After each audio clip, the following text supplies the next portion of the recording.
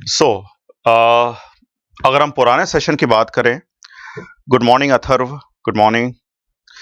अगर हम लोग पुराने सेशन की बात करें तो आप लोगों को याद होगा कि we have covered some topic and some units of respective you can say basically curriculum. I mean हम लोगों ने पिछली बार यूनिट 1 पर, यूनिट 3 पर और यूनिट 10 पर डिस्कशन किया था। हालांकि यूनिट 10 को लेकर कुछ टॉपिक बचे हुए थे what I have to cover now, and then we are going to pursue with unit 7, unit 6 and of course unit 8। I mean unit 8 dealing with sorry dealing with current affairs.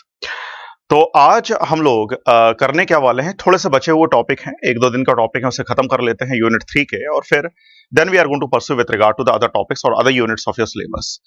जरा फटाफट देख लीजिए अभी हमें करना क्या है और हमारा पूरा मोड ऑफ ऑपरेशन क्या होगा।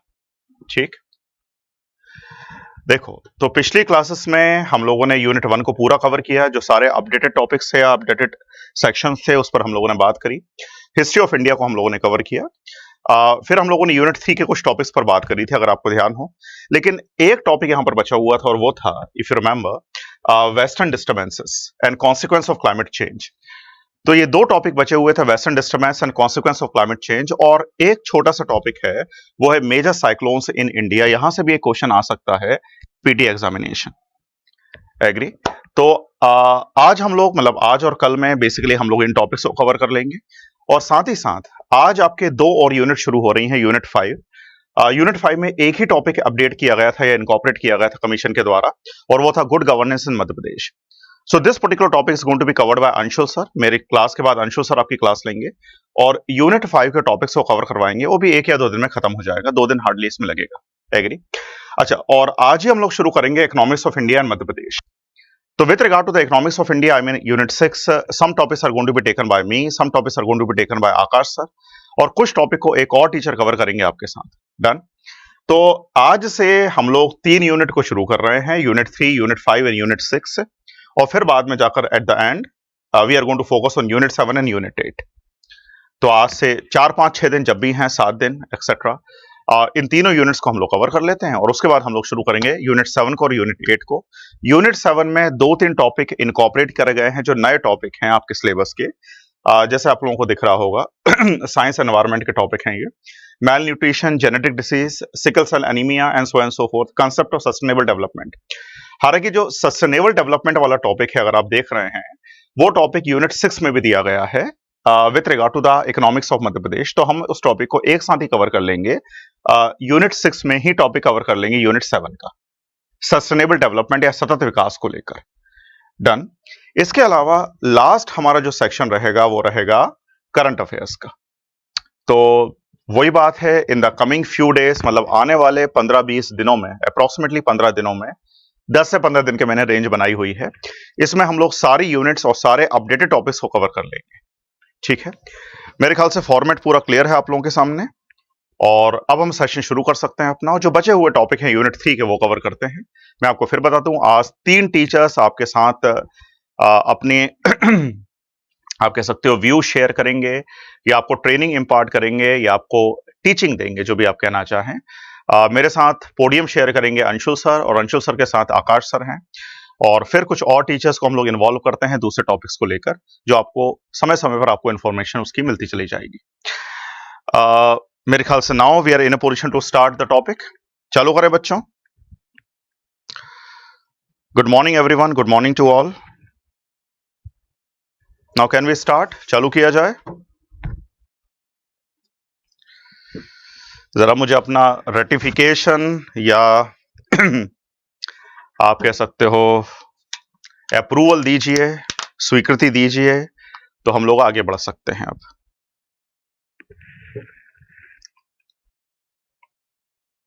लेट्स मूव, जल्दी बताना, वेटिंग।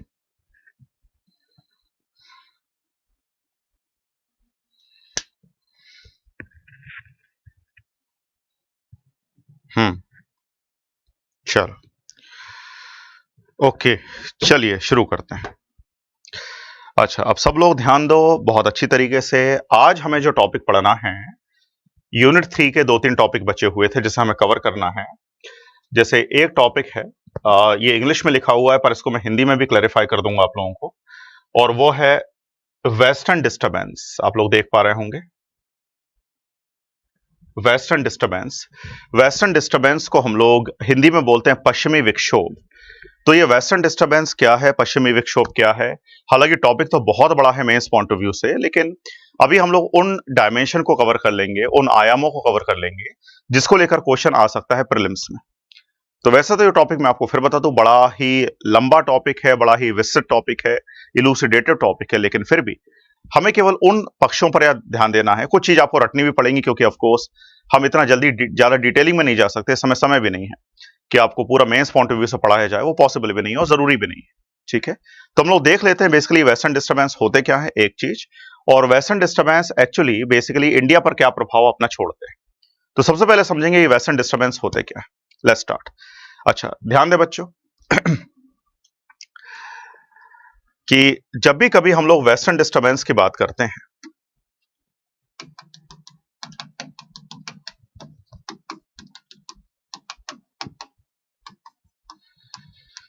जिन्हें हिंदी में पश्चिमी विक्षोभ कहा जाता है, फोकस करिएगा, तो ये जो वेस्टर्न डिस्टर्बेंस है एक तरह के साइक्लोन है। साइक्लोन मतलब चक्रवात है, ठीक है, और ये जो चक्रवात हैं या साइक्लोन्स हैं, इन्हें बोला जाता है टेम्परेट साइक्लोन, टेम्परेट साइक्लोन्स। तो सबसे पहला क्वेश्चन तो यह आ जाएगा कि वेस्टर्न डिस्टर्बेंस होते क्या है। तो वेस्टर्न डिस्टर्बेंस एक विंड है, एक पवन है, और उस पवन को हम लोग बोलते हैं शीतोष्ण कटिबंधीय चक्रवात या टेम्परेट साइक्लोन्स। अच्छा, फटाफट मैं आपको बता दूं टेम्परेट साइक्लोन्स होते क्या है, ठीक है, फिर हम लोग यहां से आगे बढ़ेंगे। फोकस करो, ये केवल एग्जांपल है आपको समझाने के लिए। जैसे मान लीजिए अभी हम लोग भोपाल में हैं या इंदौर में हैं या ग्वालियर में, तो मैं एक रेफरेंस लेता हूं एक जगह का, मान लो भोपाल का। फोकस करो, तो मान लो मैंने यहां पर भोपाल दिखा दिया और भोपाल के चारों तरफ बहुत सारे शहर हैं, बहुत सारे एरिया हैं। फटाफट मैं कंसेप्ट क्लियर करूं ताकि आपको दिमाग में चीजें समझ में आ जाए। भोपाल के चारों तरफ बहुत सारी सिटीज हैं, जैसे एक सिटी है विदिशा, आपको पता है, मैं वी लिख दे रहा हूं, आप लोग समझ जाना। फिर एक और सिटी है सीहोर, साथ में एक और सिटी है, अगर हम लोग बात करें, नर्मदापुरम, और एक और सिटी है रायसेन। ठीक है, तो आप समझिएगा, अगर मान लो भोपाल के ऊपर टेम्परेचर ज्यादा होगा, तापमान अगर भोपाल के ऊपर ज्यादा है, मान लीजिए एग्जांपल है, केवल केवल समझाने के लिए आपको, तो भोपाल के ऊपर जो वायु होगी, एयर होगी, वो गर्म होगी। और जब भी कभी एयर वार्म होगी, गर्म होती है, तो एयर हमेशा राइज करती है। मैंने पहली क्लास से बता रहा हूं आपको। और अगर भोपाल के ऊपर टेम्परेचर ज्यादा होगा तो एयर राइज करेगी। जब भी कभी एयर राइज करेगी तो भोपाल के सरफेस के ऊपर बनेगा लो प्रेशर, मतलब निम्न दाब का क्षेत्र। लेकिन अगर हम भोपाल से चारों तरफ जाते हैं, विदिशा की तरफ, सीहोर की तरफ, रायसेन की तरफ, नर्मदापुरम की तरफ, एग्री, तो हमें यह पता चलता है, मान लीजिए कि टेम्परेचर लगातार कम हो रहा है, मतलब वहां पर जो एयर है, नर्मदापुरम के ऊपर, सीहोर के ऊपर, रायसेन के ऊपर, एयर ठंडी है। अगर एयर या वायु ठंडी है तो हमेशा वो डेंसर होगी, घनत्व उसका ज्यादा होगा, वायु भारी होगी, हैवियर होगी। तो अगर वायु डेंसर है, हैवियर है, एक्सेट्रा, तो हमेशा वायु सिंक करती है, वो नीचे बैठती है। तो मेरा एक सिंपल कंसेप्ट है, मैं आपको बार बार बता रहा हूं कि वेस्टर्न डिस्टर्बेंस एक तरह का टेम्परेट साइक्लोन है। टेम्परेट साइक्लोन एक तरह की विंड होती है, और ये जो विंड होती है अत्यधिक वेग से, बहुत ज्यादा वेलोसिटी से फ्लो करती है अर्थ के सरफेस के ऊपर। लेकिन जो साइक्लोन है, चक्रवात है, वो केवल एक विंड नहीं, वो विंड का क्लस्टर है, विंड का ग्रुप है, विंड का समूह है। और ये विंड का समूह कैसे डेवलप होता है, इसके बारे में थोड़ी सी इंफॉर्मेशन आपको दे रहा हूं, जहां से पीटी का क्वेश्चन आ सकता है। मैं आपको फिर बता दूं, अभी हम इसको टॉपिक के डिटेलिंग में नहीं जा रहे हैं, जो कि मेंस के लिए रिक्वायर्ड है, वो तो बहुत लंबा टॉपिक हो जाएगा। लेकिन अभी मैं आपको केवल ये बताना चाहता हूं कि बेसिकली पीटी में क्या क्या क्वेश्चन आ सकते हैं, तो समझना थोड़ा सा बात क्लियर। तो अब मान लो भोपाल के ऊपर बना निम्न दाब, लो प्रेशर, क्योंकि टेम्परेचर ज्यादा होगा, भोपाल के ऊपर की एयर या वायु गर्म होगी। जब वायु गर्म होगी तो वायु राइज करेगी, मतलब हमेशा गर्म वायु सतह से ऊपर उठती है और निम्न दाब या लो प्रेशर का एरिया बना देती है। लेकिन भोपाल के चारों तरफ अगर, ठीक है, वायु या हवा या एयर ठंडी है, तो वहां पर हाई प्रेशर कंडीशन बन जाती है, हाई प्रेशर कंडीशन बन जाती है।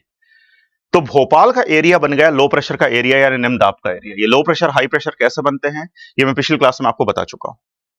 तो भोपाल का एरिया बन गया लो प्रेशर का एरिया, और चारों तरफ है हाई प्रेशर का एरिया। अच्छा, एक कंसेप्ट में यूज कर रहा हूं जिसे बोलते हैं आइसोबार्स। आइसोबार्स का मतलब होता है समदाब रेखाएं, ठीक है, मतलब आइसोबार एक तरह की सांकेतिक रेखाएं हैं, इमेजिनरी लाइंस होती हैं, जो सेम प्रेशर वाले एरिया को मिलाती हैं। जैसे मैं एग्जांपल दे रहा हूं कि भोपाल के पास एक शहर है सीहोर और भोपाल के पास एक शहर है मान लीजिए रायसेन। तो भोपाल, रायसेन और सीहोर में वायुदाब, एटमॉस्फेरिक प्रेशर, ये वायुदाब क्या है ये मैं पहले बता चुका हूं। एटमॉस्फेरिक प्रेशर यदि एक ही हो, बिल्कुल सेम हो, यहां पर मान लो एटमॉस्फेरिक प्रेशर है 1050 मिलीबार। प्रेशर को हमेशा मिलीबार में कैलकुलेट किया जाता है। तो हम लोग क्या करेंगे कि एक इमेजिनरी लाइन बना देंगे कुछ ऐसे, इस तरीके से, जो कि भोपाल को, रायसेन को, सीहोर को कवर करेगी या उसको आउटलाइन करेगी या उसको रेखांकित करेगी। और ये जो इमेजिनरी लाइन है, सांकेतिक रेखा है, इसे बोला जाता है आइसोबार।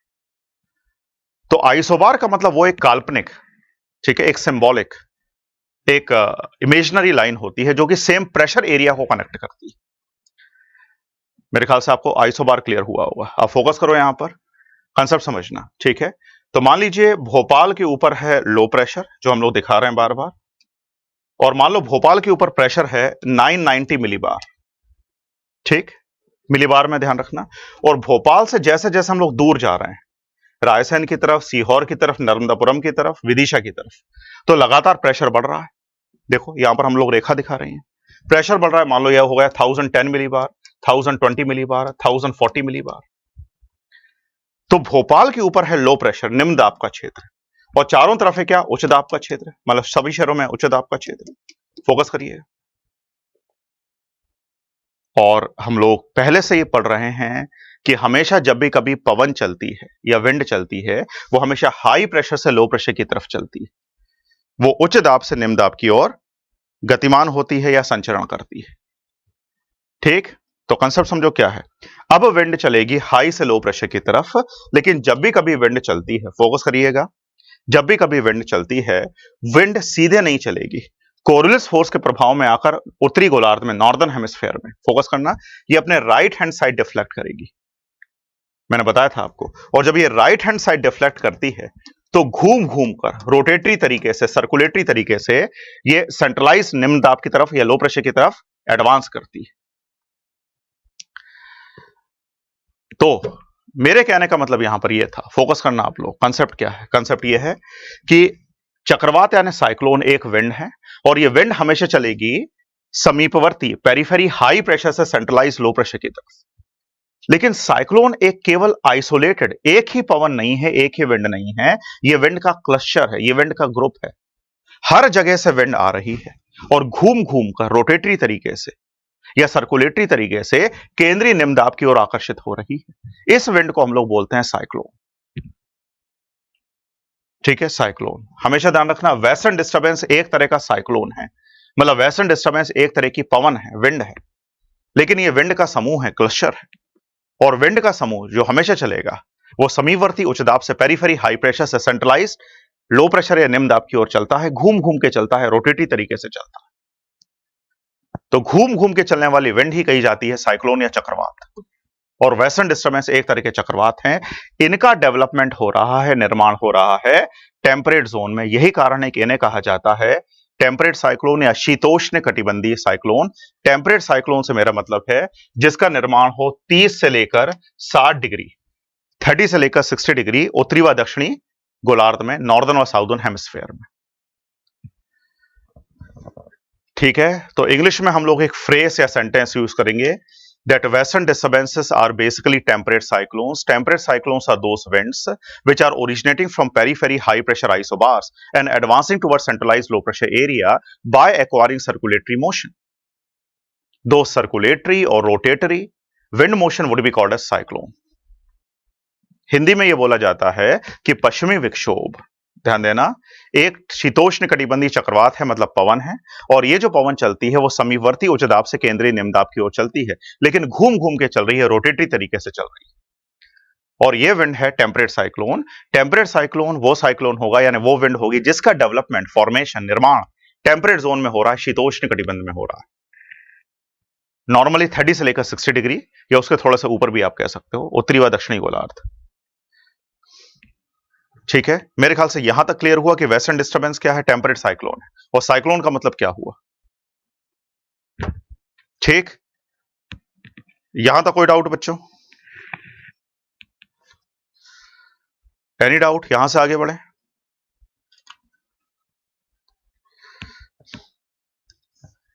यहां से आगे बढ़े। पहला तो वो सिंपल क्वेश्चन पूछेगा वेस्टर्न डिस्टर्बेंस क्या है, आपको बताना टेम्परेट साइक्लोन है। दूसरा, वेस्टर्न डिस्टर्बेंस का फॉर्मेशन एंड निर्माण कहां होता है, तो आपको बताना टेम्परेट जोन में होता है। अब मैं इसके आगे बढ़ता हूं। अच्छा, वो ये भी क्वेश्चन पूछ सकता है कि वेस्टर्न डिस्टर्बेंस जो टेम्परेट साइक्लोन है बेसिकली वो क्या है, तो उसमें 3-4 ऑप्शन देगा। वो देगा आइसोलेटेड विंड, यानी एकाकी पवन है, पवनों का समूह है, ग्रुप ऑफ या क्लस्टर्स ऑफ पवन है। वो देगा मानसून विंड है, वो देगा कोई और विंड है, लू है। तो आंसर क्या होगा?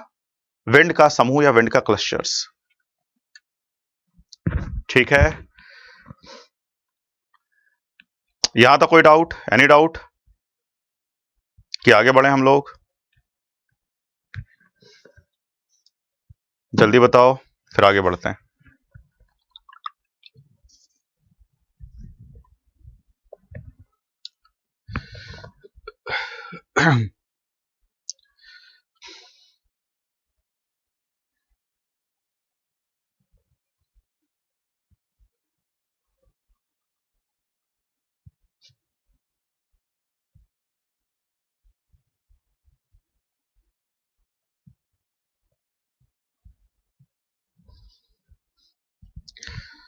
Any doubt? जल्दी बोलिए, आगे बढ़ा जाए।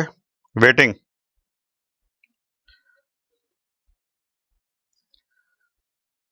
मुझे जल्दी जल्दी जवाब दिया करो बच्चों, ताकि हम लोग आगे बढ़ सकें। ओके, चलो।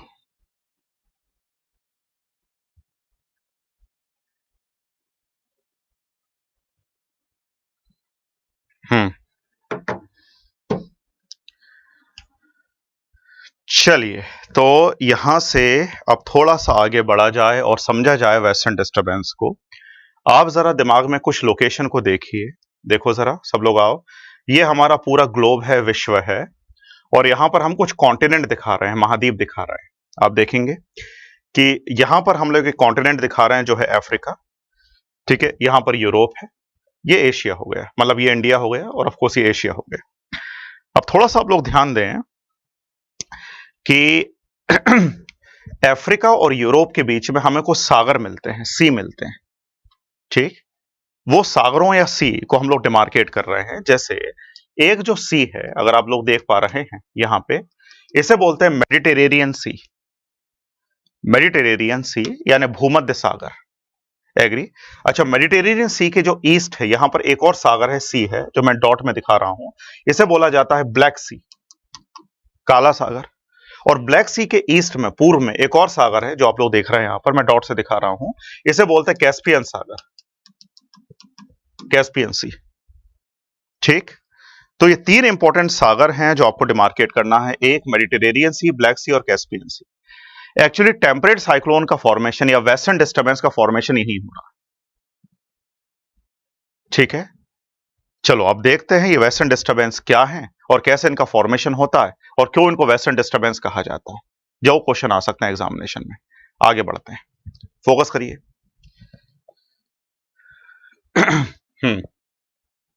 देखो, ये रहा इक्वेटर। ठीक है, अच्छा, आपको पता है कि सितंबर के बाद, मैंने कई बार आपको बताया था, जो उत्तरी गोलार्ध होगा, नॉर्दर्न हेमिस्फीयर होता है, वहां पर ठंड शुरू हो जाती है। मतलब वही सितंबर, अक्टूबर, नवंबर, दिसंबर, जनवरी, अभी तो गर्मी चल रही है। तो सितंबर से लेकर तकरीबन मार्च तक हमारे यहाँ ठंड का मौसम रहता है। हालांकि वैसे तो ठंड का मौसम हो रहा है 4 महीने का। अगर हम लोग अपने देश की बात करें, नवंबर, दिसंबर, जनवरी और फरवरी, और मार्च के बाद गर्मी शुरू हो जाती है। तो सितंबर के बाद ठंड शुरू हो जा रही है, और जब ठंड शुरू हो रही है, सुनिए, तो अफ्रीका के उत्तर में एक डेजर्ट है, मरुस्थल है। ठीक है, इस मरुस्थल को हम लोग बोलते हैं सहारा, आपको पता होगा, सहारा।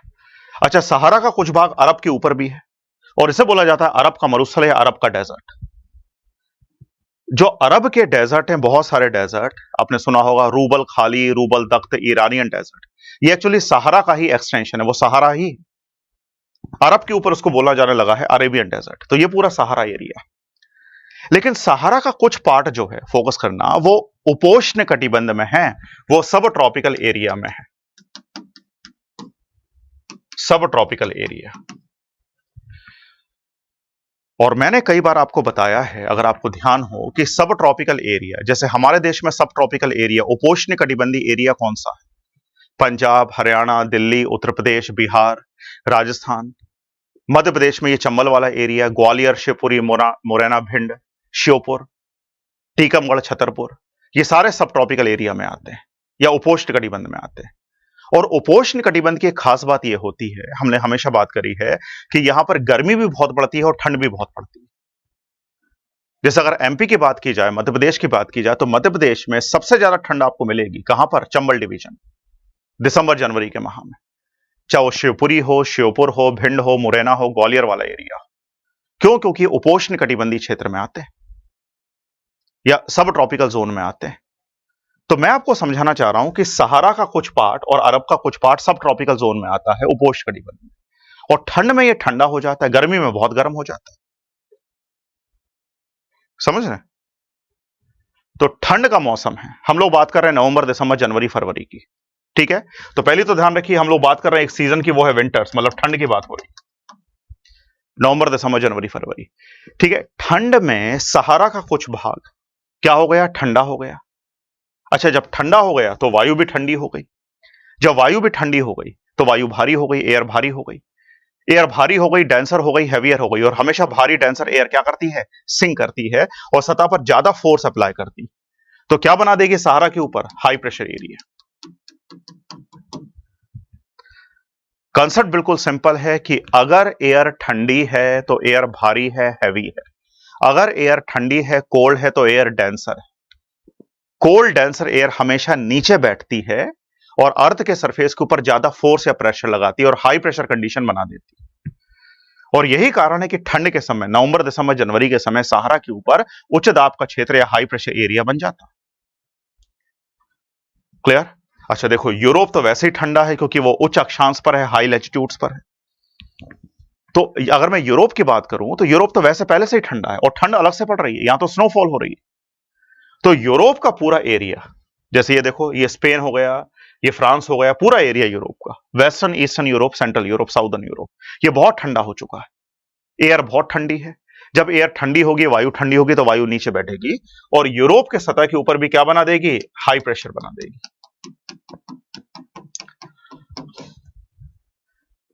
ठीक, तो कंसेप्ट हमारा ये है, फोकस करना, जरा ध्यान दें आप लोग। सहारा के ऊपर उच्च दाब, हाई प्रेशर, अरब के ऊपर उच्च दाब, यूरोप के ऊपर उच्च दाब। लेकिन पूरे महाद्वीपों के बीच में या जो सारे कॉन्टिनेंट हैं उनके बीच में हमें कुछ सागर मिलते हैं या सी मिलते हैं, जैसे मेडिटेरेनियन सी, ब्लैक सी और कैस्पियन सी।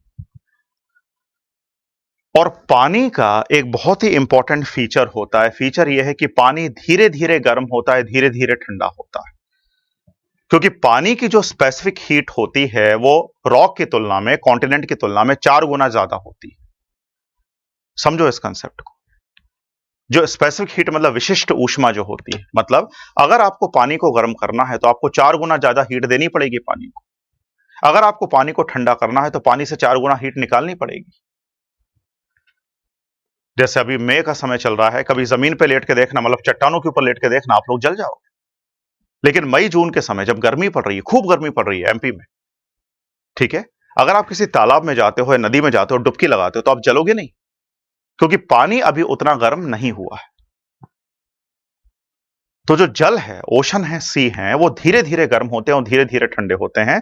और जो कॉन्टिनेंट होता है वो तेजी से गर्म ठंडा हो जाता है। इस बार जो कॉन्टिनेंट है, मतलब महाद्वीप है, यूरोप का, सहारा का, अफ्रीका का, अरब का, ये बहुत ठंडा हो चुका है। और इन महाद्वीप के ऊपर, कॉन्टिनेंट के ऊपर उच्च दाब बन चुका है। लेकिन अभी भी जो सागर का पानी है, फोकस करिएगा, वो उतना ठंडा नहीं है, वो थोड़ा गर्म है, कंपैरेटिवली गर्म है, तुलनात्मक रूप से गर्म है। और अगर पानी गर्म है तो उसके ऊपर की एयर भी क्या होगी? गर्म होगी। जब एयर थोड़ी गर्म होगी तो वो हल्की होगी। जब वो हल्की होगी तो सतह पर कम प्रेशर लगाएगी, क्योंकि हल्की एयर या वायु हमेशा कम फोर्स लगाती है, कम प्रेशर लगाती है। तो मैं आपको बताना चाह रहा था कि ठंड के समय जो भूमध्य सागर है, फोकस करना, यहां पर बनता है लो प्रेशर, ठीक है, क्योंकि यहां पर वायु हल्की है, गर्म है, वो राइज कर रही है। काला सागर के ऊपर भी बनता है लो प्रेशर, निम्न दाब, और कैस्पियन सागर के ऊपर भी बनता है लो प्रेशर। जबकि इन सागरों के चारों तरफ क्या है? High pressure. एग्री? ये सबसे आइडियल कंडीशन होती है टेम्परेट साइक्लोन के बनने के लिए, जब समीपवर्ती उच्च दाब है और केंद्रीय निम्न दाब है, या पेरीफेरी हाई प्रेशर एरिया और सेंट्रलाइज लो प्रेशर एरिया है। अभी मैंने आपको बताया, याद है भोपाल वगैरह का एग्जांपल लिया हम लोगों ने, ये चारों तरफ हाई प्रेशर है। और अब पवन चलेगी, फोकस करना, समीपवर्ती उच्च दाब से केंद्रीय निम्न दाब की तरफ, और ये जो पवन चल रही है, ठीक है, ये घूम घूम कर आगे बढ़ रही है सागरों की तरफ। और जब ये पवन घूम घूम कर रोटेटरी तरीके से आगे बढ़ेगी, तब इन्हें बोला जाएगा टेम्परेट साइक्लोन या शीतोष्ण कटिबंधीय चक्रवात। क्लियर? हालांकि इसके लिए एक बहुत लंबा मैकेनिज्म है, पर अभी केवल आप दो तीन चीजें याद रखिएगा। एक, शीतोष्ण कटिबंधीय चक्रवातों का निर्माण हमारे केस में फोकस करना, यह भूमध्य सागर, मेडिटेरियन सी, ब्लैक सी और कैस्पियन सी के ऊपर हो रहा है, लेकिन यह ठंड में हो रहा है, नवंबर, दिसंबर, जनवरी में। और ठंड के समय अफ्रीका, यूरोप, सहारा इत्यादि वाला एरिया जो होगा वो बहुत ठंडा हो जाता है, जबकि जो मेडिटेरियन सी है, ब्लैक सी और कैस्पियन सी है, उसके ऊपर एयर गर्म हो जा रही है। तो मेडिटेरेनियन सी, ब्लैक और कैस्पियन के ऊपर बन रहा है लो प्रेशर, निम्न दाब, और चारों तरफ बन रहा है उच्च दाब। हमेशा पवन चलती है उच्च दाब से निम्न दाब की ओर, लेकिन ये पवन या विंड एक आइसोलेटेड एकाकी पवन नहीं है, यह विंड का क्लस्टर है, उसका ग्रुप है, उसका समूह है। और चारों तरफ से विंड आ रही है, रोटेटरी तरीके से, घुमावदार तरीके से। इसी विंड को बोला जाता है चक्रवात, क्योंकि भूमध्य सागर, मेडिटेरेनियन सी, ब्लैक और कैस्पियन ये शीतोष्ण कटिबंध में है, टेम्परेट जोन में है। इस पूरे चक्रवात को बोला जाएगा टेम्परेट साइक्लोन या शीतोष्ण कटिबंधीय चक्रवात। हालांकि अभी फिलहाल आप दो चीजें आपको रटना पड़ेगा, क्योंकि हम लोग डिटेल में जाएंगे तो फिर वो आपका टाइम भी वेस्ट होगा, भी उतना समय नहीं बचा है, ठीक है। अच्छा, एक बात और ध्यान रखो, शीतोष्ण कटिबंधीय जो चक्रवात बनते हैं, जैसे मैंने बता दिया चक्रवात एक पवन है, इनके बनने के लिए तीन तरह के जो फ्रंट होते हैं, एक ये शब्द याद रख लेना, फ्रंट या वाताग्र, ठीक है। पहला कोल्ड फ्रंट, मेंस में हम लोग पढ़ लेंगे क्योंकि बड़ा डिटेल वाला टॉपिक, अभी फिलहाल याद रखो। दूसरा वार्म फ्रंट, और तीसरा occluded front, OCCLUDED। Front, front का मतलब होता है हिंदी में वाताग्र। अच्छा, ये वाताग्र क्या है, इसको अगर पढ़ना हो तो एक वीडियो में शेयर कर दूंगा, मैंने अलग से वाताग्र पर बनाया है, तो आप उसको देख सकते हैं। वाताग्र का मतलब होता है जब गर्म और ठंडी वायु, मतलब कोल्ड और वार्म एयर आपस में मिलती है, तो उनके बीच में जो बाउंड्री बनती है, ट्रांजिशन जोन बनता है, उसे वाताग्र कहते हैं। वो लंबा टॉपिक है, अभी उस पर दिमाग नहीं लगाओ आप लोग, मैं आपको क्लियर कर दूं, ठीक है, कि बेसिकली जो क्वेश्चन आएगा वो कैसा आएगा। क्वेश्चन चार पांच तरीके से आ सकता है। पहला कि वेस्टर्न डिस्टर्बेंस क्या है, वो टेम्परेट साइक्लोन है, शीतोष्ण कटिबंधीय चक्रवात। दूसरा, इन चक्रवातों का वेस्टर्न डिस्टर्बेंस का निर्माण कहां पर हो रहा है, मेडिटेरियन सी, ब्लैक सी और कैस्पियन सी के ऊपर। तीसरा, इनका फॉर्मेशन कब हो रहा है, विंटर्स में, नवंबर, दिसंबर, जनवरी में। और जब ये चक्रवात बनेंगे तो तीन तरह के फ्रंट्स बनते हैं, एक है कोल्ड फ्रंट, दूसरा है वार्म फ्रंट और तीसरा है ऑक्लूडेड फ्रंट। इन्हीं फ्रंट के कारण चक्रवातों का या साइक्लोन का निर्माण हो रहा है। अभी फिलहाल इतना ध्यान रखिए, इतना पीटी में काम हो जाएगा, ठीक, कोई दिक्कत? तो इतने तरह के फ्रंट बनेंगे जिससे साइक्लोन का निर्माण हो रहा है। अब समझना मेरी बात, ठीक। देखो, साइक्लोन यानी चक्रवात एक रीजनल पवन है, यानी प्रादेशिक पवन है, विंड है। इसका निर्माण एक रीजन के ऊपर हो रहा है, और रीजन क्या है, भूमध्य सागर, ब्लैक सी, कैस्पियन सी। तो यहां पर मान लो साइक्लोन बन गया, ये साइक्लोन है, विंड है, और घूम घूम कर विंड चल रही है, और इस विंड का निर्माण हो रहा है, फोकस करना, शीतोष्ण कटिबंध में, भूमध्य सागर, मेडिटेरियन सी के ऊपर। अच्छा, इसी एरिया में एक बहुत ही बड़ी पवन चल रही है, बहुत ही प्रचंड पवन चल रही है, इंटेंस विंड मोशन हो रहा है। इस विंड को हम लोग बोलते हैं वेस्टलीस या पछुआ पवन है, मैंने कई बार बताया आपको। तो मान लो ये एक पवन है वेस्टलीस, वेस्टलीस। अच्छा, आप इसको ऐसा समझिए, मान लो कि पानी की एक पतली धारा, स्ट्रीम, सड़क पर बह रही है, और आपने फोर्स से, बाल्टी से या फिर ड्रम से, कुछ भी हुआ, फोर्स के साथ पानी को छोड़ा उस पतली धारा की तरफ। तो ज्यादा फोर्स से जो पानी होगा, जिसकी मात्रा ज्यादा होगी, वो पतली धारा को अपने साथ बहा के ले जाएगा। ऐसा होगा ना, पतली धारा को अपने साथ बहा के ले जाएगा। तो वेस्टर्ली एक ऐसी पवन है जो साल भर चलती है, लगातार चलती है, पूरे ग्लोब के ऊपर चलती है। और अब ये वेस्टर्ली क्या करेगी, इस छोटी सी पवन को, जिसे साइक्लोन बोलते हैं, अपने साथ वेस्ट से ईस्ट की तरफ विस्थापित करेगी। ठीक है। और अब ये साइक्लोन, जिसमें थोड़ा मॉइस्चर है, पवन में, एयर में थोड़ा मॉइस्चर, ये साइक्लोन, शीतोष्ण कटिबंधीय साइक्लोन जो मेडिटेरियन सी के ऊपर डेवलप हो रहे हैं, ये वेस्टर्ली के साथ वेस्ट से ईस्ट की तरफ आगे बढ़ते हैं। जब ये वेस्ट से ईस्ट की तरफ, पश्चिम से पूर्व की तरफ आगे बढ़ेंगे, फोकस करना, तो ये अपने रास्ते में कई जगह बारिश कर देंगे। जैसे ये बारिश करेंगे ईरान, अफगानिस्तान वगैरह में। क्लियर। और पाकिस्तान के थ्रू अब ये साइक्लोन जो है, चक्रवात है, भारत में एंटर करते हैं। ठीक है। तो भारत में इन चक्रवातों का या साइक्लोन्स का या पवनों का जो एंट्री हो रही है, इनकलकेशन हो रहा है, वो वेस्टर्ली विंड के थ्रू हो रहा है। अभी फिलहाल आप एक कंसेप्ट और याद रखो कि एक और पवन चलती है भारत के ऊपर ठंड में, उसे बोला जाता है साउथ ट्रॉपिकल जेट, यानी उपोष्ण कटिबंधी जेट। अभी रटना पड़ेगा, हमारे पास समय नहीं है कि हम इसके बारे में डिटेलिंग करें, ये सब मेंस के टॉपिक होंगे। तो साउथ ट्रॉपिकल जेट करके एक पवन है, यह भी पश्चिम से पूर्व की तरफ चलती है, वेस्ट से ईस्ट की तरफ चलती है। सुनिए, तो जो साइक्लोन्स बने भूमध्य सागर के ऊपर, मेडिटेरेनियन सी के ऊपर, यह वेस्टर्ली पवन के कारण और साउथ ट्रॉपिकल जेट पवन के कारण यह भारत में एंटर करते हैं पाकिस्तान से। लेकिन भारत में ये एंटर कर रहे हैं नवंबर, दिसंबर, जनवरी, फरवरी, मार्च तक, मार्च अप्रैल तक। ठीक। अब देखो, हम लोग भारत में खड़े हैं, ये इंडिया है, समझना जरा। तो अगर भारत को रेफरेंस बनाया जाए, हमारे देश को, तो इन साइक्लोन का फॉर्मेशन हुआ भारत के वेस्ट में, पश्चिम में हुआ ना भाई। यूरोप तो भारत के पश्चिम में है, अफ्रीका भारत के पश्चिम में, तो इन साइक्लोन का फॉर्मेशन हुआ भारत के पश्चिम में।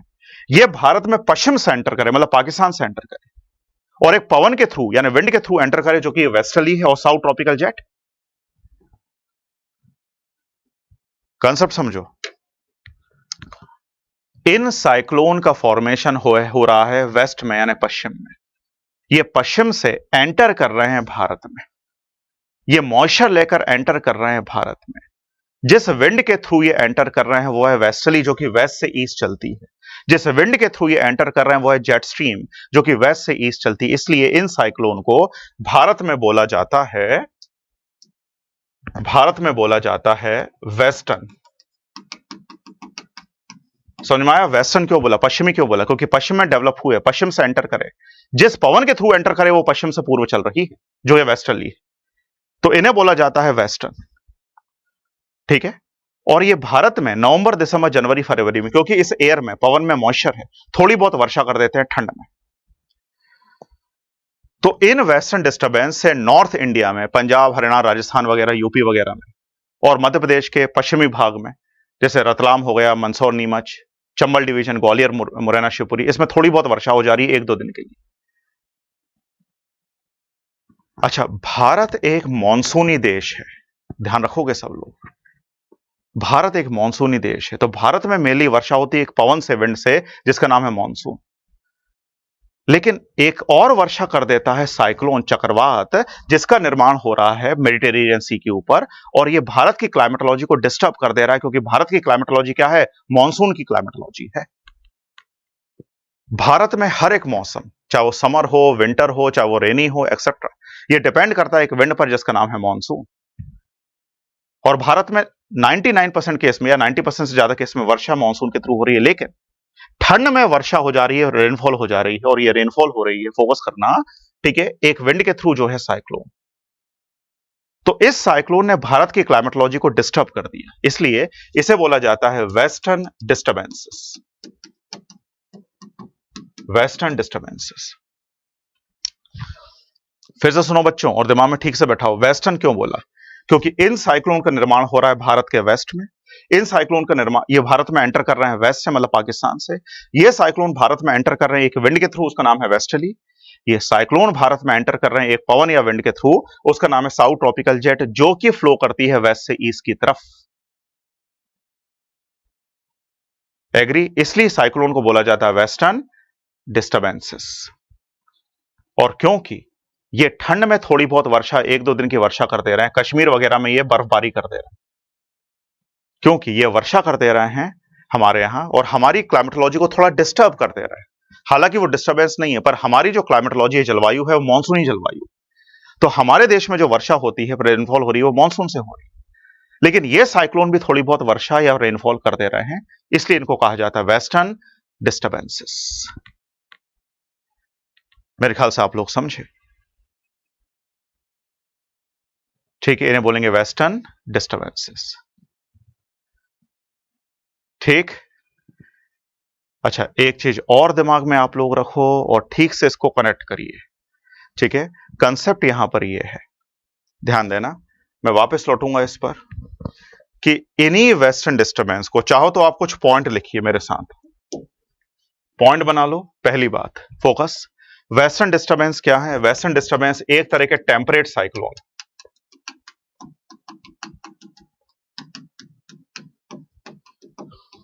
यानी शीतोष्ण कटिबंधीय चक्रवात।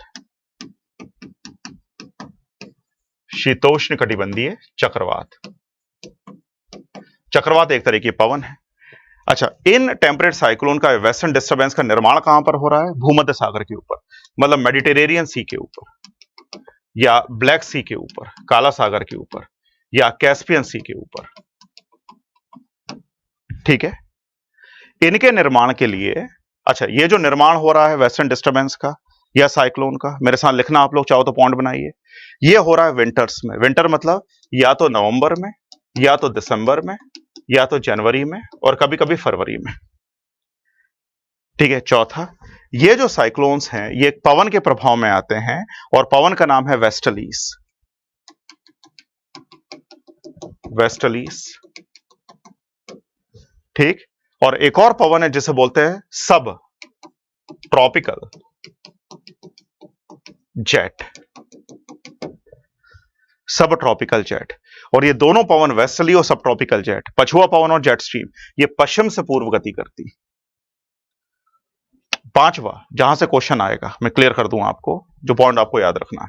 ठीक है, देखिए, इन साइक्लोन का निर्माण, चक्रवातों का निर्माण तीन फ्रंट, अभी रट लेना आप लोग केवल, के वातावरणों के बनने से होता है। एक फ्रंट को बोलते हैं कोल्ड फ्रंट, दूसरे को बोलते हैं वार्म फ्रंट यानी गर्म या उष्ण वातावरण, और तीसरे को बोलते हैं ऑक्लूडेड, ऑक्लूडेड फ्रंट। ठीक है, तो इनका निर्माण तीन चक्रवातों के, सॉरी, फ्रंट के निर्माण से हो रहा है, warm front, cold front end occluded front. ठीक है, डन। अच्छा, लास्ट पॉइंट देखिए, ये लास्ट तो नहीं पर फिर भी सुन लो कि भारत में इसको वेस्टर्न डिस्टर्बेंस क्यों बोला, क्योंकि ये भारत के संदर्भ में वेस्ट में ओरिजिन हुए। सुनिए, मध्य प्रदेश और राजस्थान में, पश्चिमी मध्य प्रदेश में और राजस्थान में इन्हीं चक्रवातों को या पश्चिमी विक्षोभों को बोला जाता है मावट। क्या बोलते हैं? मावट। तो मावट नाम यूज किया गया है, लोकल नेम है इन चक्रवातों के लिए जो वर्षा करते हैं ठंड में। कहां पर? राजस्थान में और पश्चिमी मध्य प्रदेश में। क्लियर? ये 6 पॉइंट लिखे, फोकस करो। यूएसए में, बस एक फैक्ट और याद रखना है, यूएसए, अमेरिका में इन्हें बोला जाता है pan handle, PN, pan handle hook. तो इन्हीं चक्रवातों को बोला जाता है यूएसए में क्या? Pan handle hook.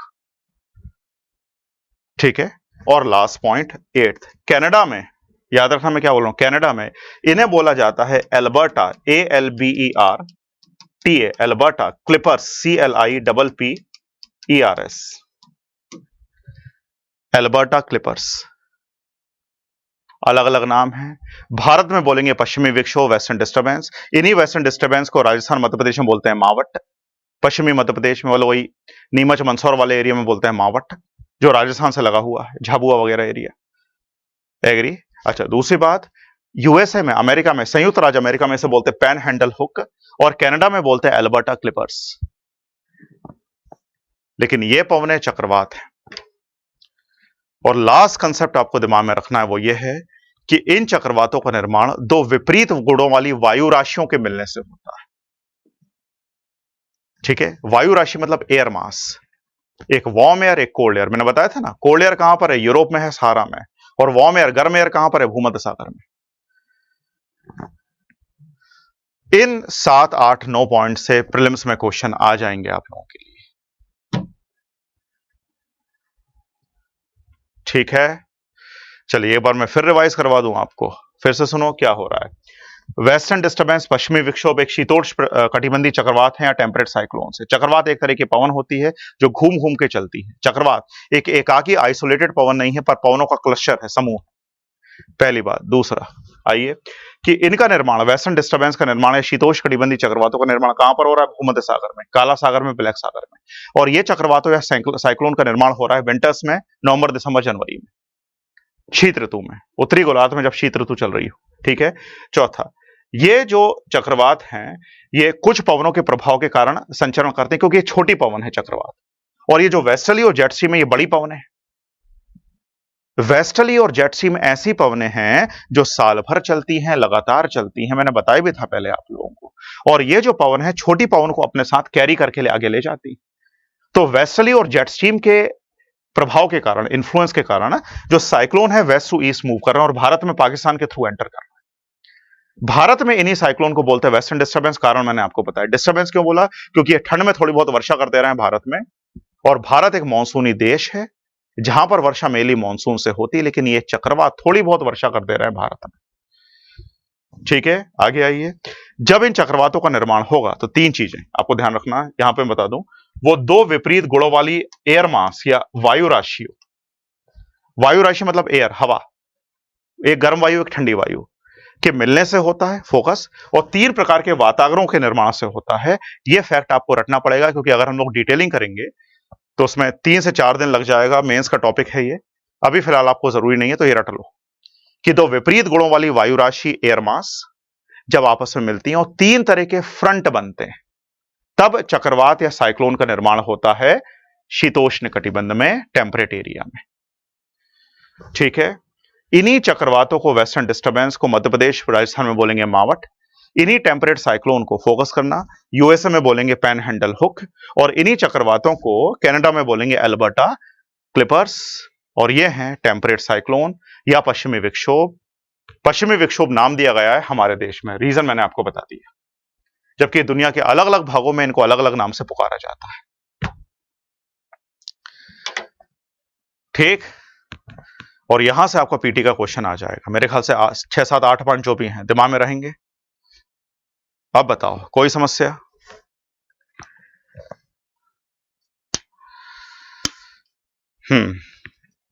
Any doubt बच्चों? चैट में ऑन कर रहा हूं, अगर आपको कोई डाउट हो तो बताइएगा।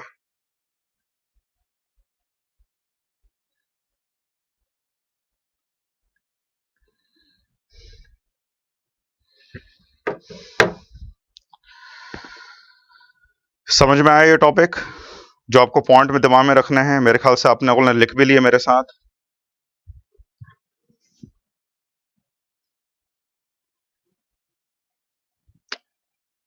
कोई डाउट? वेटिंग।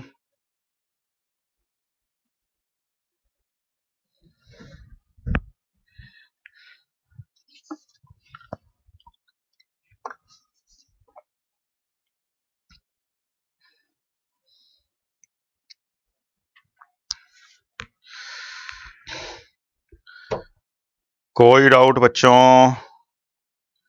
क्लियर हुआ? चलो, मेरे को सवालों के जवाब देना यहीं के यहीं। अच्छा, वेस्टर्न डिस्टर्बेंस जो कि टेम्परेट साइक्लोन है, शीतोष्ण कटिबंधीय चक्रवात हैं, सिंपल पीटी के क्वेश्चन है, जल्दी जल्दी जवाब देते रहो मुझको। इनका फॉर्मेशन, इनका निर्माण किस सीजन में होगा? विंटर्स में या समर्स में? शीत ऋतु में या ग्रीष्म ऋतु में? जल्दी जवाब दो सब लोग। विंटर्स में या समर्स में?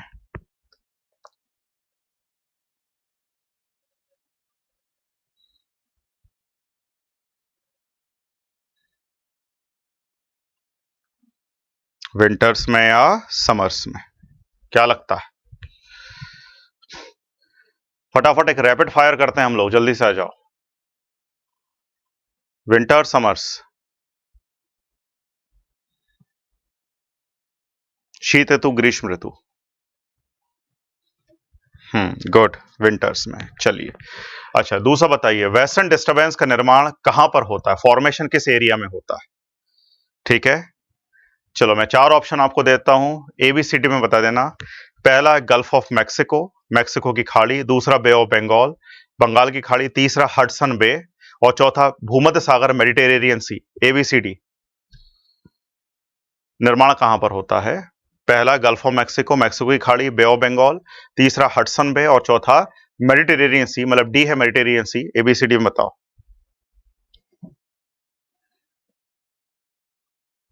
विच वन, कहां पर होगा?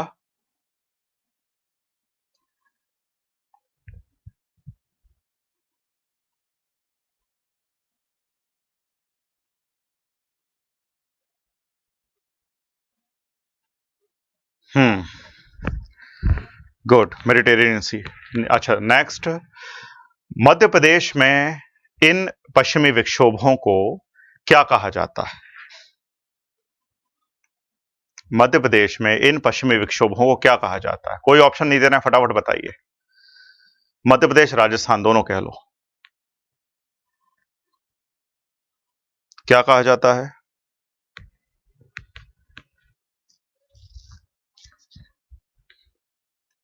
मध्य प्रदेश राजस्थान में इन पश्चिमी विक्षोभों को क्या कहते हैं?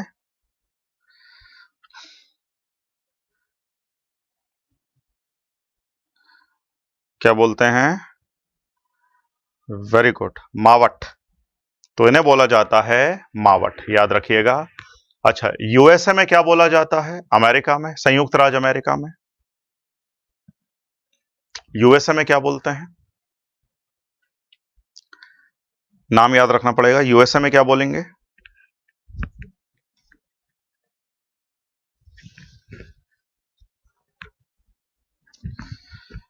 यूएसए में क्या बोलेंगे? बताया मैंने आप लोगों को। चलो मैं चार ऑप्शन दे देता हूं ताकि कभी नाम थोड़ा सा फैमिलियर नहीं होगा आप लोगों के लिए। पहला है एल्बर्ट, वेरी गुड, चलो आंसर आ ही गया। उसे बोलेंगे panhandle hook. Panhandle एक जगह है कोलोराडो के पास, panhandle hook. Good, very good. चलो अच्छा, अब मुझको बताइए, शीतोष्ण कटिबंधीय चक्रवात या टेम्परेट साइक्लोन जिसका निर्माण मेडिटेरेनियन सी के ऊपर हो रहा है, ये भारत में एंटर कर रहे हैं किस पवन के माध्यम से, किस पवन के थ्रू या किस विंड के थ्रू? चार ऑप्शन है। पहला ईस्टर्ली, दूसरा पोलर विंड, तीसरा मॉनसून, और चौथा वेस्टर्लीज। एबीसीडी या 1 2 3 4। ये साइक्लोन भारत में किस पवन के थ्रू या विंड के थ्रू एंटर कर रहे हैं? चार ऑप्शन दिए मैंने। पहला ईस्टर्ली, दूसरा पोलर विंड, तीसरा मॉनसून, और चौथा वेस्टर्ली यानी पछुआ पवन है। एबीसीडी फटाफट बताओ।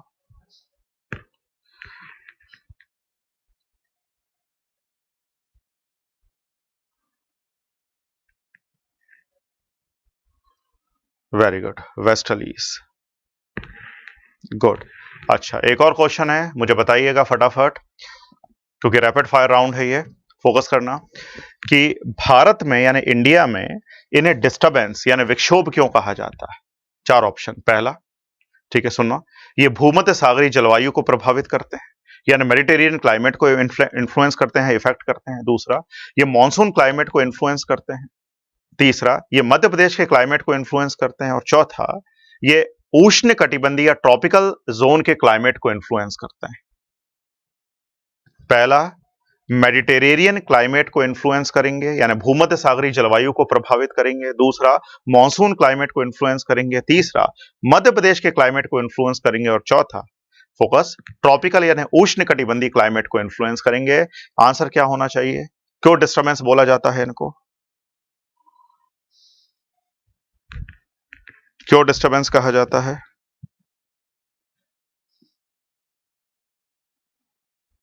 क्योंकि है, क्योंकि है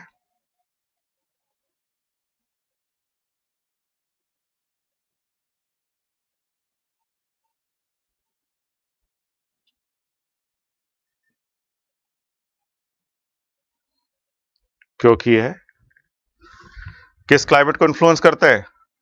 मॉनसून क्लाइमेट को इन्फ्लुएंस कर रहे हैं। ठीक है। अरे जागेश्वर, क्वेश्चन ऐसे ही आएंगे, पूछने को तो टफ बहुत पूछ लें पर वो क्वेश्चन ऐसे ही आएंगे। चलो एक थोड़ा सा इंपॉर्टेंट क्वेश्चन है, फोकस करिएगा कि टेम्परेट साइक्लोन का मैकेनिज्म किस फैक्टर पर डिसाइड होता है। ठीक है, शीतोष्ण कटिबंधीय चक्रवात की क्रियाविधि मतलब प्रोसेस ऑफ ओरिजिन, उत्पत्ति की प्रक्रिया किस फैक्टर या कारक पर निर्धारित होती है। पहला, ठीक है, पहला मैं ऑप्शन दे रहा हूं, ओरोजेनेसिस, ओरो मतलब पर्वत निर्माण, दूसरा साइक्लोनोजेनेसिस, तीसरा फ्रंटोजेनेसिस, और चौथा, ठीक है, आप कह सकते हो साइक्लोनोलाइसिस। अच्छा, ओरोजेनेसिस का मतलब होता है पर्वतों का निर्माण, साइक्लोजेनेसिस का मतलब होता है चक्रवातों का निर्माण, तीसरा फ्रंटोजेनेसिस का मतलब होता है वातावरणों का निर्माण, और साइक्लोनोलाइसिस का मतलब होता है चक्रवातों का विनाश या समाप्ति। तो टेम्परेट साइक्लोन मतलब शीतोष्ण कटिबंधीय चक्रवातों की उत्पत्ति किस मैकेनिज्म या कारक पर, फैक्टर पर निर्धारित होती है। चार ऑप्शन मैंने आपको बताया, ओरोजेनेसिस, क्लियर, साइक्लोनोजेनेसिस, तीसरा frontogenesis, and fourth one is cyclonolysis. क्या आंसर होगा इसका? इसका आंसर होगा फ्रंटोजेनेसिस। फ्रंटोजेनेसिस मतलब वातावरण निर्माण, और तीन प्रकार के फ्रंट बनते हैं, अब ध्यान देना। अच्छा, एक चीज और आपको दिमाग में रखनी पड़ेगी और खत्म करते हैं इस टॉपिक को, फोकस। देखो, हालांकि भारत में इसको विक्षोभ कहा जाता है क्योंकि ये थोड़ी बहुत बारिश कर देते हैं ठंड में, और हमारी मॉनसून क्लाइमेट को ये इन्फ्लुएंस करते हैं, इफेक्ट करते हैं, इसलिए डिस्टर्बेंस इसको बोलते हैं। लेकिन एक्चुअली ये डिस्टर्बेंस नहीं है। जो ठंड में बारिश होती है वो जो रबी फसलें होती हैं, अच्छा, रबी फसल से मेरा मतलब है गेहूं हो गया, आप कह सकते हो बेसिकली चना हो गया, तो गेहूं और चने के लिए बड़ी लाभदायक होती हैं ये जो बारिश में जो वर्षा होती है ठंड में। दूसरा, इन चक्रवातों से मतलब साइक्लोन से या ना पश्चिमी विक्षोभ से जो कश्मीर हिमाचल वाला एरिया होता है, हिमालय वाला, यहां पर बर्फबारी भी बहुत होती है। तो जो ठंड में बर्फबारी हो रही है, फोकस करना, ठीक है, दिसंबर जनवरी फरवरी इत्यादि में कश्मीर में, हिमाचल में, उत्तराखंड में या लद्दाख वाले एरिया में, वो पश्चिमी विक्षोभ से हो रही है। तो इन्हीं विक्षोभों के कारण बर्फबारी होती है, क्या होता है, स्नोफॉल होता है। फोकस करो। और स्नोफॉल के कारण जो आइस कैप्स होते हैं ये ज्यादा थिक हो जाते हैं, मतलब जो आइस की चादरें होती हैं, ग्लेशियर्स की चादरें होती है, वो थिक हो जाती हैं, जिसके कारण जो नदियां ग्लेशियर से निकलती हैं, जैसे गंगा हो गया गंगोत्री से निकल रही है, यमुना हो गया यमुनोत्री से निकल रही है, ब्रह्मपुत्र हो गया चेमायोंगडोंग से निकल रही है, ठीक है, एक नदी है इंडस नदी, सिंधु नदी, जो मानसरोवर से निकल रही है, ये सारे ग्लेशियर हैं, हिमनद हैं, हिम का एकत्रीकरण है। ठीक है, तो जब बर्फबारी हो रही है इन क्षेत्रों में, तो जो आइस कैप होती है वो थिक हो जाती है, बर्फ की चादरें मोटी हो जाती है, जिसके कारण जो नदियां हैं वो सदा नीरा बनी रहती है, पेरिनियल बनी रहती है, मतलब इनमें साल भर पानी रहता है। क्यों? क्योंकि बर्फ लगातार पिघलती है अलग अलग मौसमों में। तो वैसे तो उनको डिस्टर्बेंस कहा जाता है, उसके पीछे कुछ रीजन है, ठीक है, उसके पीछे कुछ रीजन है, ठीक है, जो मैंने बताया आपको। लेकिन हमेशा ध्यान रखो कि जब भी कभी ये वेस्टर्न डिस्टर्बेंस आते हैं ठंड में और इंडिया में वर्षा कर देते हैं, तो ये जो वर्षा होगी वो रबी कल्टीवेशन के लिए, गेहूं के लिए और चने वगैरह के लिए काफी लाभदायक होती है, फ्रूटफुल होती है। और साथ में ये जो वर्षा हो रही है, फोकस करना, रेनफॉल जो हो रही है, ठीक है, उससे आइस कैप्स भी थिक हो जा रही हैं, स्नोफॉल हो रही है हिमालयास में, जिसके कारण जो नदियां हैं वो सदा नीरा, पेरिनियल बनी रहती हैं, साल भर उनमें जल होता है या पानी होता है। क्लियर? और ये प्रभाव है वेस्टर्न डिस्टर्बेंस का। नोट्स मैंने सारे अवेलेबल कराए हैं आप लोगों को, आप लोग नोट्स देखिएगा, आपके डिस्क्रिप्शन में दिए गए हैं, आप चाहो तो उसको पढ़ सकते हो। और मेरे ख्याल से टॉपिक या कंसेप्ट पूरा क्लियर हुआ। जो क्वेश्चन आने होंगे वेस्टर्न डिस्टर्बेंस से, यहां से क्वेश्चन आ जाएंगे, ठीक है। अभी फिलहाल के लिए इससे ज्यादा पढ़ने की जरूरत नहीं है, बहुत ही बड़ा टॉपिक है, मेंस में भी ये टॉपिक शामिल किया गया है, इसका हम लोग बहुत ही लंबा डिस्कशन करेंगे मेंस के समय पर, वो मेंस की बात है। अभी फिलहाल इतने फैक्ट या इंफॉर्मेशन या कंसेप्ट आपको दिमाग में बैठा के रखने हैं वेस्टर्न डिस्टर्बेंस को लेकर, ठीक हुआ? चलो, तो ये टॉपिक हम लोगों ने खत्म किया वेस्टर्न डिस्टर्बेंस का। और अब एक टॉपिक मुझे और कवर करवाना है, और वो है साइक्लोन्स इन इंडिया, उसको भी हम लोग देख लेंगे। थोड़ा सा छोटा सा टॉपिक है, उसे कवर करने के बाद फिर हम लोग डायरेक्टली यूनिट 6 पर आ जाएंगे। कुछ टॉपिक यूनिट 6 के मैं कवर करवाऊंगा, कुछ आकाश सर कवर करवाएंगे, और कुछ एक दो टीचर्स और आएंगे, वो कवर करवाएंगे आप लोगों को। तो अब कल हम लोग थोड़ा बहुत एक दो टॉपिक जो यूनिट 3 के बच्चे हैं वो खत्म कर लेंगे।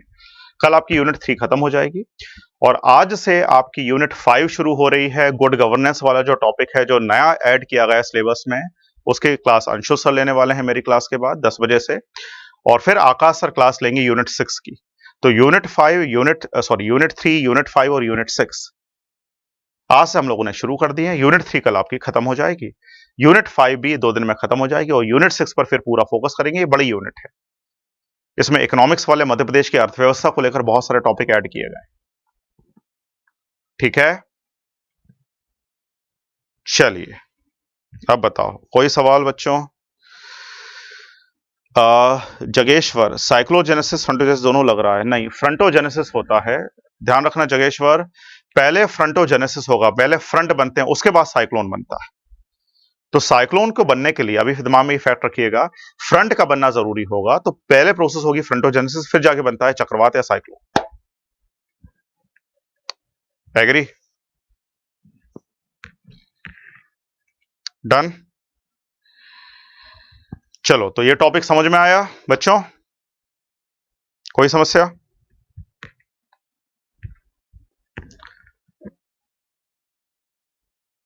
समझ गए?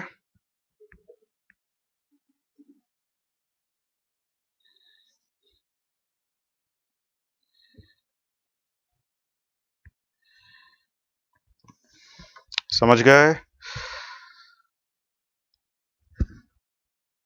सभा को खत्म करें, कल मिलते हैं। कल यूनिट 3 पूरी खत्म करते हैं। एक बार फटाफट आपको और डिस्क्रिप्शन बता दें। अब 1-2 टॉपिक हमें यूनिट 3 के और कवर करना, आपकी यूनिट 3 कवर हो जाएगी। यूनिट 5 आज से शुरू हो रही है, good governance in Madhya Pradesh, Anshul sir class लेंगे। और यूनिट 6 भी आज से शुरू हो रही है, आकाश सर क्लास लेंगे। और आकाश सर शुरू करेंगे करंट सिचुएशन ऑफ मध्य प्रदेश से, इन इंडिया इकोनॉमी, इस टॉपिक से शुरू करेंगे। यहां पर कुछ टॉपिक मैं कवर करवाऊंगा, जैसे आत्मनिर्भर भारत हो गया या self one district one product programme हो गया। कुछ टॉपिक मैं कवर करवाऊंगा, कुछ टॉपिक और टीचर्स भी कवर करवाएंगे। ठीक है, चलिए। और फिर लास्ट में आते हैं हम लोग साइंस एंड टेक पर और करंट अफेयर्स पर। ठीक है, चलो, थैंक यू वेरी मच सबको। You have been very attentive, very discipline, और आप लोग पढ़ाई बहुत अच्छे कर रहे हैं। मैं बहुत सारे मैसेज देख रहा हूं कि बहुत सारे बच्चे हमें पहले भी फॉलो कर रहे थे। मुझे उम्मीद है आपको कॉन्सेप्ट सारे क्लियर हुए होंगे। और कोई अगर समस्या हो किसी मैटर को लेकर तो आप लाइव चैट में मुझे बताइए, हम लोग कोशिश करेंगे वो सारी प्रॉब्लम को सॉल्व करने के लिए। मुझे उम्मीद है कि करंट अफेयर्स को लेकर आप लोगों को फाइल मिल गई होगी, और इंग्लिश और हिंदी दोनों मीडियम में हम लोगों ने फाइल अवेलेबल करा दी है करंट अफेयर्स की। आप टेलीग्राम ग्रुप पर देख सकते हैं। मैं कोशिश करूंगा कि इस लिंक पर भी उसको शेयर कर दें, पूरा करंट अफेयर्स की फाइल। साथ में यूनिट 1 से लेकर यूनिट 10 तक सारी की सारी फाइल्स जो पीटी के लिए इंपॉर्टेंट हैं, वो हमने मार्केट में अवेलेबल करा दी हैं। वो हमारे टेलीग्राम चैनल पर भी हैं, हर जगह आप देखना चाहो तो उसको देख सकते हो। और सारे टॉपिक बड़े एलोबरेटली कवर हुए हैं, बहुत अच्छे नोट्स बने हैं। मेरे ख्याल से नोट से काफी क्वेश्चन आने चाहिए, और जो थोड़े सप्लीमेंट्री क्वेश्चन है वो क्लास के थ्रू हम लोग कवर कर लेंगे, उन टॉपिक को लेकर ऑफ कोर्स जो कि नए ऐड हुए हैं आपके सिलेबस में। ठीक है, तो खत्म करें बच्चों। और कोई इशू हो तो आप लोग मुझे बताएं, और फिर हम लोग उसको रिजॉल्व करने की कोशिश करेंगे। डन? चलिए, थैंक यू वेरी मच। अब अंशु सर आपके साथ मेरे साथ एक्चुअली पोडियम शेयर करेंगे, वो आपकी क्लास लेंगे। Thank you.